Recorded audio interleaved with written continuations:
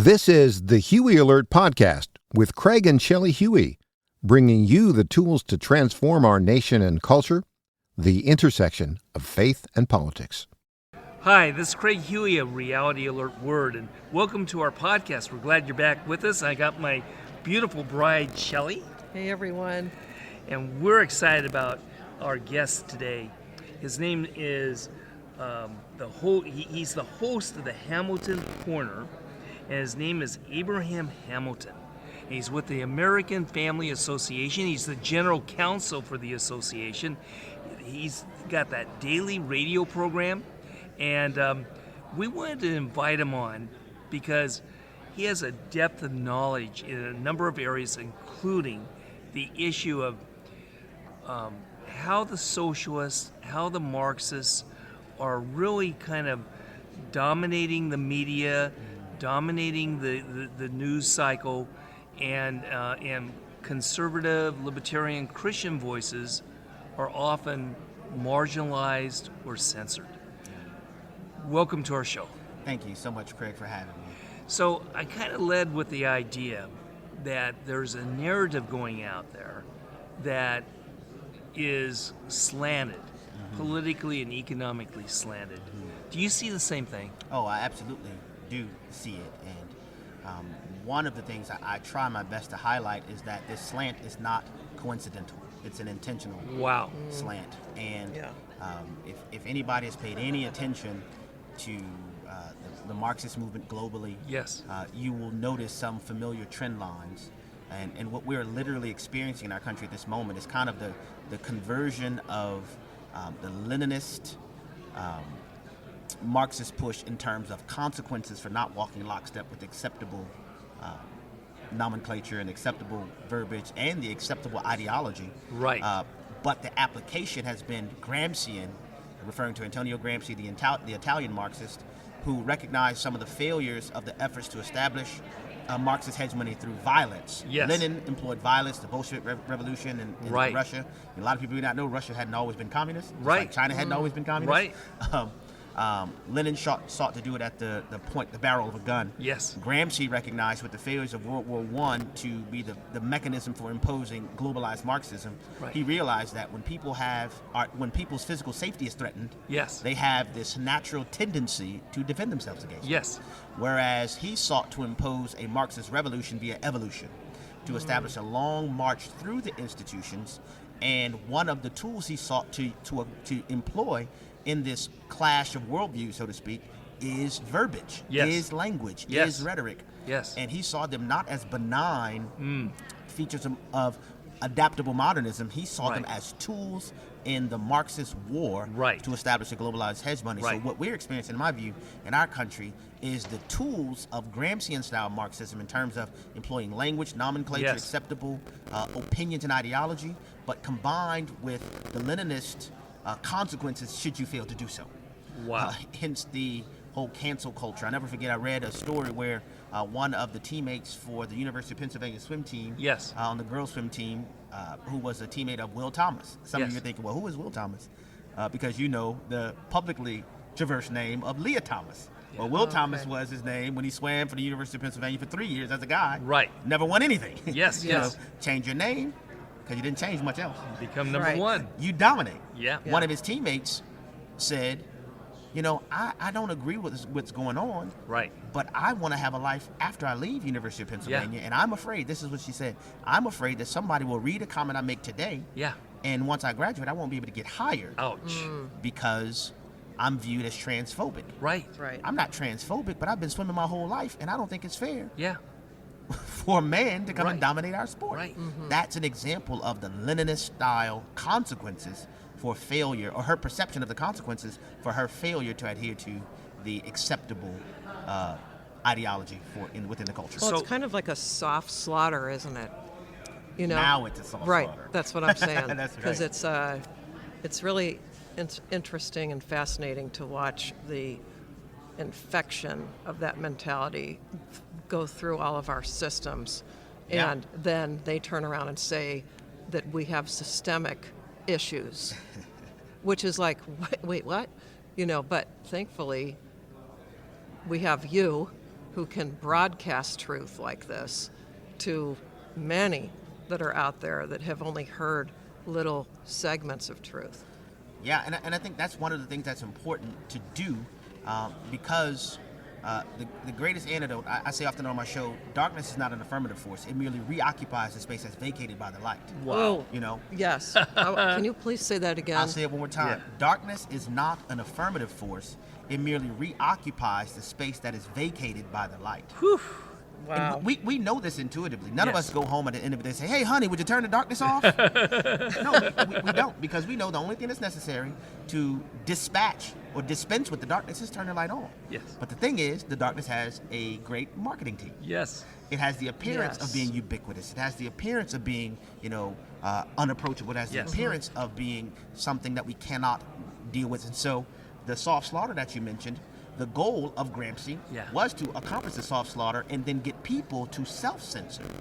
So the combination of self-censorship with this idea of the established, stop me if you've heard this before, politically correct narrative creates the idea that this is the only position to be able to take. Yeah. And then if anybody who has a different position, that's why many people, many of your listeners may have even said to you, Right. I feel like I'm alone. Yeah. I feel like Right. nobody Ooh. believes what I believe. And when Many. they hear your program, when they hear people sharing, it's like, Right. I'm not alone, because Yeah. they're surprised. That's right. Because the ubiquitous darkness's marketing and advertising Yeah. team Yeah. has the presentation Yeah. as Yeah. if darkness is affirmative when it's not. Wow. And So, you're using the term socialism and Marxism, and people kind of step back, whatever age they are, that almost seems like a word from either out of the past or a word that should be non-existent. So I remember, I'm old enough to remember the fall of the Soviet Union, United Soviet Socialist Republics. that's right. How old are you? Well, Too old. I'm old enough to remember that too. Okay, there you go. And I thought communism was dead, but then we see China growing and growing and expanding its domain. We see Venezuela, we see Cuba continuing on. But in our universities, in our media, even in the business world, we're seeing this doctrine of Marxism, this economic philosophy of socialism advancing against freedom, against our rights, against a free press, the First Amendment rights. We're seeing really an assault, and you've nailed it. It's coming from socialists and Marxists. That's absolutely right. And I think it's important to use the term Marxist because ideas have consequences, and Yes. bad ideas create casualties. Yeah. And so when you're able to identify the genesis of an idea and you see how that idea has been employed throughout history and you see the consequences of them, it creates a background from which you can say, see, this is what happened there. Wow. Now look at what's happening now. It's being repeated here. Yeah. And one of the greatest things that ever happened for communism was the fall of the USSR, the United Soviet Socialist Republic of Russia, because it allowed the superficial perception that communism was dead, and all it did, it was able to become clandestine. Wow. And to metastasize like a cancer. It did. Without having a big bad nation state as its boogeyman, as promoting it, Right. and it's sad to say, but that ideology has penetrated our established systems of discipleship. And I'll tell you why I'm saying discipleship. Because biblically speaking, discipleship never perceived a bifurcation between academic matriculation and spiritual development. The severance of those notions is an unbiblical idea. Right. When Ephesians 6 says, fathers, do not exasperate your children, rather rear them in the nurture and admonition of the Lord. The Greek word for nurture there, that phrase nurture and admonition, is paideia, which means the whole training of the mind and the morals. Yes. It's my job as a father to see to it that my son not only knows 2 + 2, but they also know the underpinning worldview questions that are attendant to the mathematic formulation 2 + 2 = what? 4. Right. We ask the next question. Right. Why does 2 + 2 = 4? Yeah. And will 2 + 2 ever equal anything but 4? Yeah. Right. The answers to those questions are 2 + 2 = 4 because God is a God of order and He created our universe to operate in order. And 2 + 2 will always and only equal 4 because God is an unchanging God. The only reason we can have a discipline of mathematics is because of the Creator's specific intelligent design applied to our universe.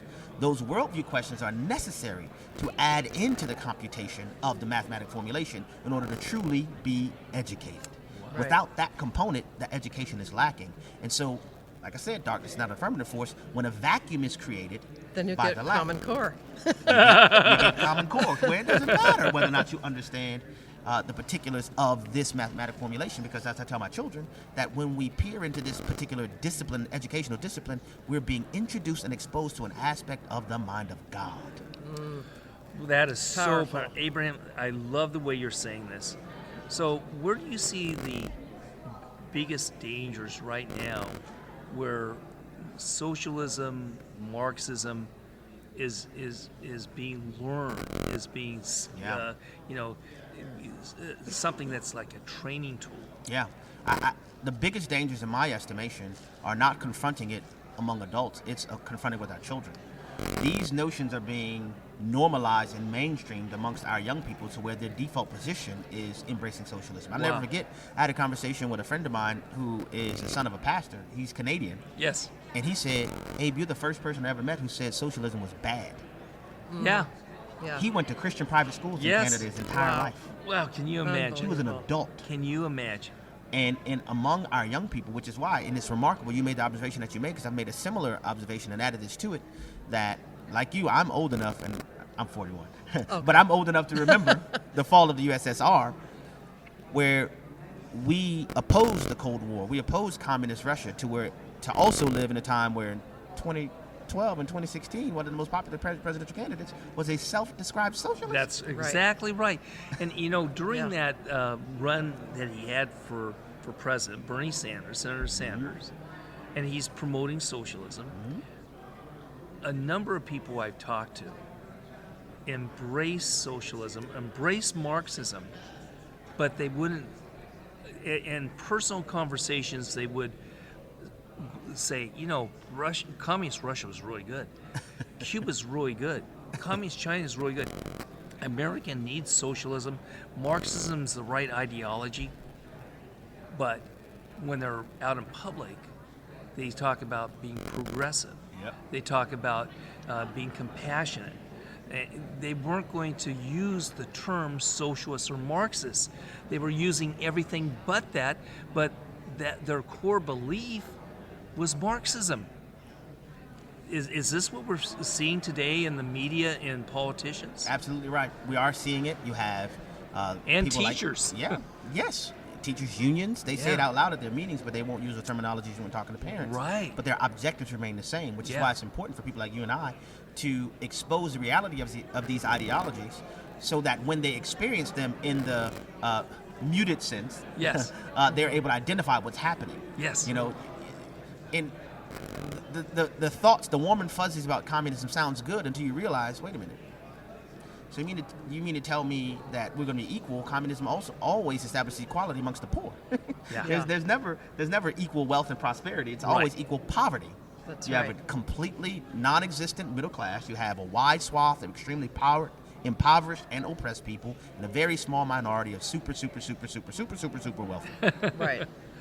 So in the church, I think he just described California. Yeah, he totally described exactly California. what it is. We're California refugees, and so we see can it. say that. Well, there's room for you in the United States of America. Thank you. We have 2 years, no regrets. We're free. So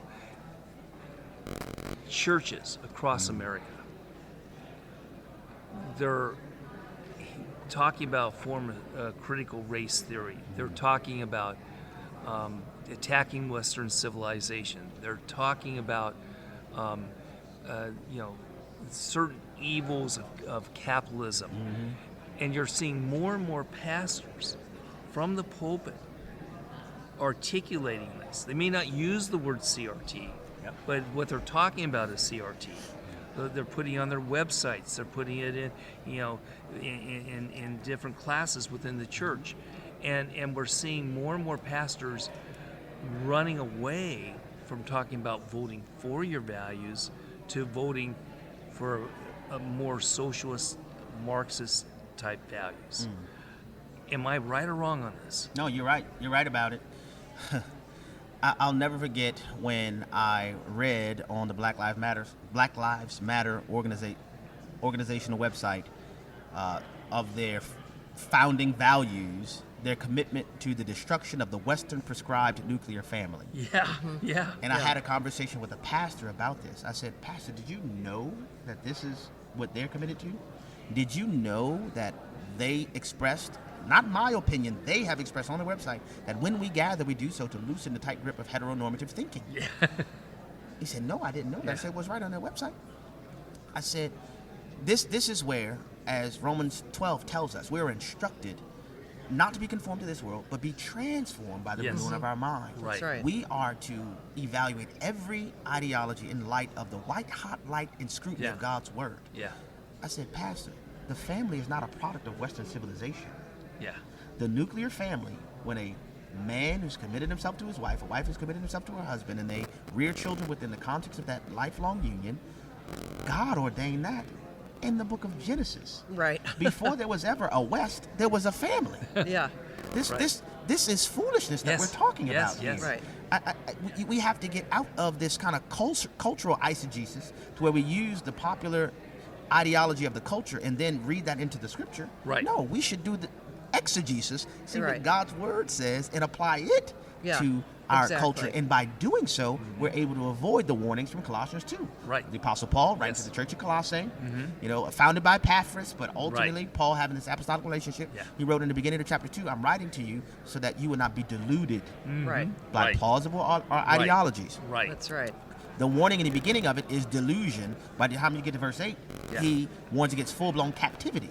And I'm writing so that no one will take you captive. Yes. By what? Hollow and deceptive philosophy. Yes. That depends upon what? Human tradition. Yes. Yeah. And the basic principle of this world rather than upon Christ. Yeah. What begins as a warning against being deluded concludes or culminates in a full-blown admonition against captivity. Why? Because ideas have consequences.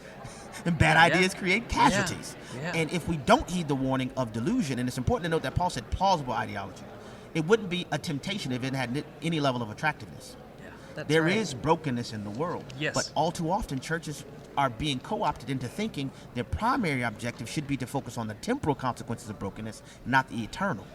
We have to do it the other way first. The eternal consequences of brokenness have to be addressed first. And the temporal are downstream from that, not the other way around.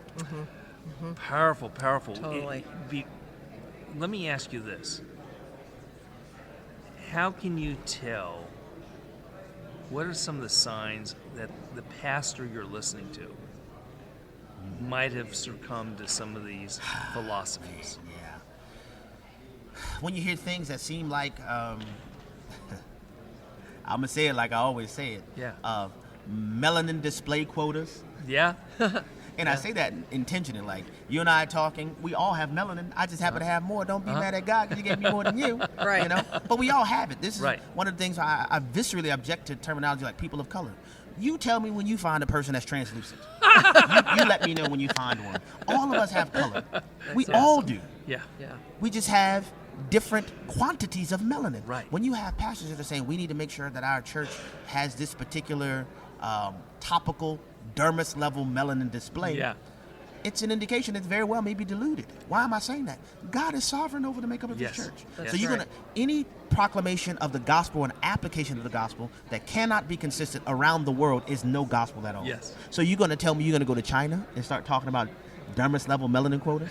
You're gonna have these conversations? Yeah. Right. You're gonna do the same thing in Nigeria. Yeah. Or how about this? You're going to do that in the inner city hoods of America. Yeah. Right. Whenever these quotas are often employed, it's usually in more less melanated congregations and saying you need more melanin in your leadership. You never see them saying, hey, in these inner city churches, you have too much melanin in your leadership. You need to lighten it up a little bit. Right. You never hear that. Why? Because people are being taken captive. Yeah. We're allowing the raison d'etre of the culture to dictate polity and ecclesiology to the church. And the thing that's the most dangerous about that is God said that he invested his church in the earth to be the pillar and ground of truth. And if we allow the world to dictate to us what truth is, we'll see ourselves reformed somewhat akin to what has happened to the Salvation Army. Yeah. They were created for yeah. evangelism primarily, not to shake red kettles, to provide temporal needs. Not saying those things are important. They are extremely important, but they're not more important than the gospel. Right. Powerful. Yeah, they were powerful. hijacked. Yes.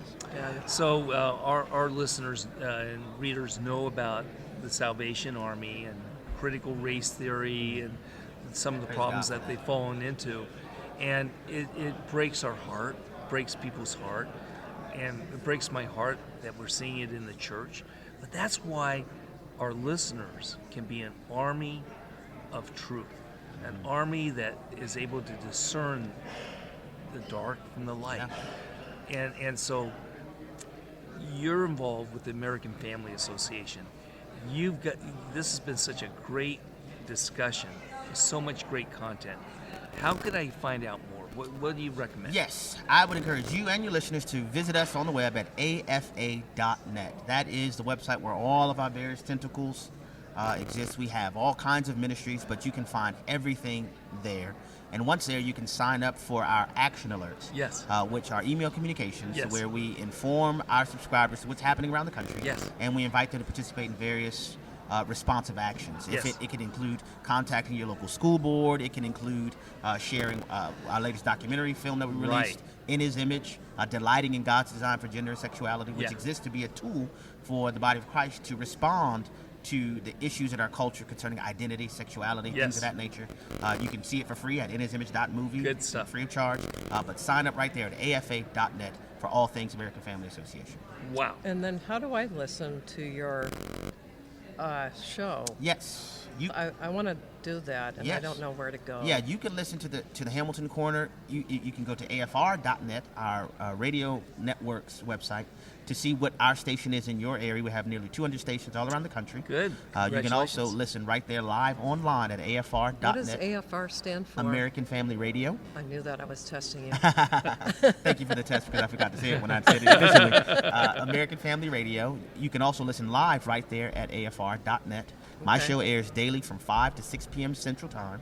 Okay. You can also download our app, the AFR app, and listen live wherever you are in the entire world. We have close to 1 million people who have downloaded the app by now to listen to it. And you can also watch it on YouTube, Facebook, and you can subscribe to our streaming site, afastreaming.net, where you can watch my show in addition to listening to it via audio. Wow. That's awesome. What a great solutions for current problems that we're facing daily. We're just bombarded, literally bombarded on every social media with all sorts of lies, and you know you're being deceived, but you're bringing truth. So thank you for that. Abraham, thank you. Really appreciate it. And thanks to everybody who was listening. Listen, here's what I'd like you to do. Check out all the material, all the information they have at the American Family Association. Then also listen to Abraham's radio station, radio broadcast. And then take this podcast, send it out to your friends, your neighbors, people in your church. Let this be a tool you can use, on your social media posts, and be able to kind of be the one who's helping educate and be able to expose some of the problems with socialism and Marxism in our world today. So thanks so much. Shelly and I will be back with you. Shelly? Thanks, guys. Thanks so much, Abraham, for being with us. Thank you for having me. It's a pleasure. Lord bless you. Pleasure. Thank Lord you. bless you as well. Thanks for joining us this week. We are listener supported, so please consider partnering with us by donating at craighuey.com or by signing up for our free newsletter. We look forward to being with you next week. And don't forget to share this podcast with others.